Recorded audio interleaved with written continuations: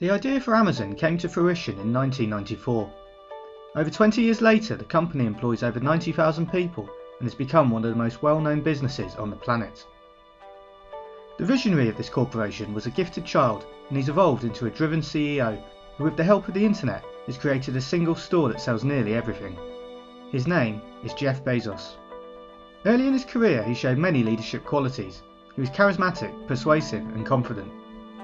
He discussed creating an everything store at the company he worked for, D.E. Shaw & Co., or Desco for short, but knew that it was more practical with the internet in its infancy to focus on only one product category, books. He also knew it wouldn't be his company if he pursued the idea at Desco, so he left his well-paying job on Wall Street and settled in Seattle to sell books over the internet. Bezos and his wife brainstormed for names for the company, including Relentless.com, which they still own and it still redirects to Amazon. Eventually, in October 1994, Bezos was going through the dictionary and saw the word Amazon. It is Earth's largest river, so an appropriate name for what he envisioned to be the Earth's largest bookstore. He registered the URL on the 1st of November 1994. As soon as the site went live to all users on the 16th of July 1995, the orders steadily increased. $12,000 in the first week, $14,000 in the second. In summer 1996, Amazon launched its first big innovation, paying other websites commission for a referral. This helped to create an industry we now know as affiliate marketing. In spring 1998, Bezos felt it was the right time to expand beyond books. Music was picked as the first target, followed by DVDs. They also acquired many other websites such as the movie database IMDb.com. Amazon began poaching Walmart executives. More than a dozen moved over, resulting in Walmart suing Amazon, alleging they were stealing trade secrets. However, Bezos had read Sam Walton's autobiography and it resonated with him, particularly Sam's bias for action and his thriftiness. Amazon continued to innovate and try new ideas. Personalisation was used on the site to help customers discover new items, and Sales Rank was introduced to show authors how they were doing. They also patented the one-click ordering process. In summer 1998, Bezos met with two Stanford PhD students, Larry Page and Sergey Brin, who had started a little company called Google. Bezos was impressed with them and invested $250,000 in the company. It is not known whether he sold some or all of his Google holdings, but if he hasn't, it is now worth over $1 billion. In 1999, Amazon expanded to toys and electronics. Also in 1999, sales were up 95% on the year before. There were over 20 million registered accounts, and Bezos became one of the youngest ever receivers of Time's Person of the Year award. Despite all of this expansion, Amazon was on target to lose more than $1 billion in the dot-com bust era in 2000. It survived insolvency during the dot-com crash by slowing expansion and focusing on discipline, efficiency, and eliminating waste. In November 2000, Amazon launched Marketplace, allowing third-party sellers to sell their products on the Amazon website in exchange for a small commission. This provided Amazon with a greater selection of products.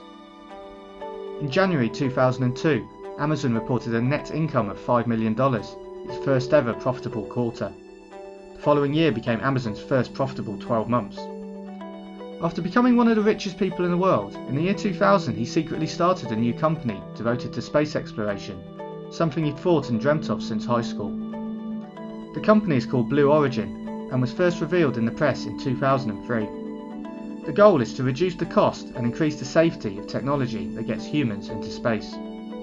During this time, Amazon was expanding into sporting goods, jewellery and other categories, as well as expanding into other countries such as China and Japan.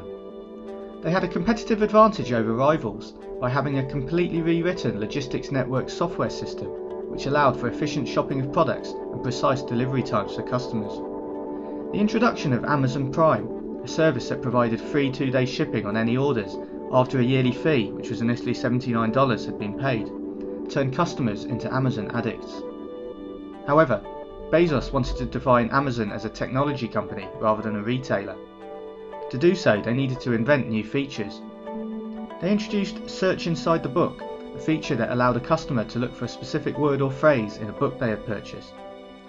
They also created a set of APIs that allowed developers to plug into the Amazon website and publish parts of the product catalogue, including descriptions and prices, on their own sites.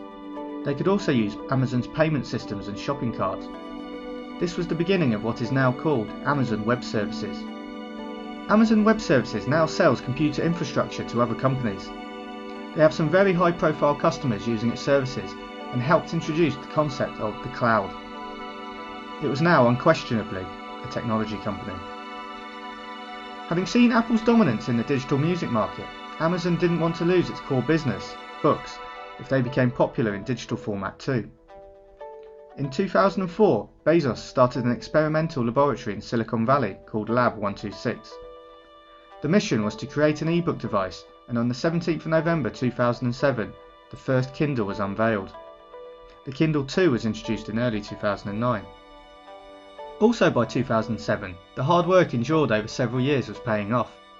Quarterly sales were over $3 billion, and yearly sales went on to be $14.8 billion, more than its rivals eBay and Barnes & Noble put together. After the dot-com bust, Bezos was monitoring a company he thought could be a potential rival, called Netflix.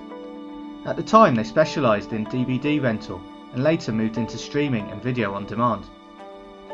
Amazon decided to purchase LoveFilm, a company similar to Netflix that controlled the majority of the British and German market, to give Amazon a strong foothold in the industry. Soon after, it offered Amazon Prime customers in the USA a video streaming service. A couple of years before its 20th anniversary, Amazon had grown to over 88,000 full and part-time employees.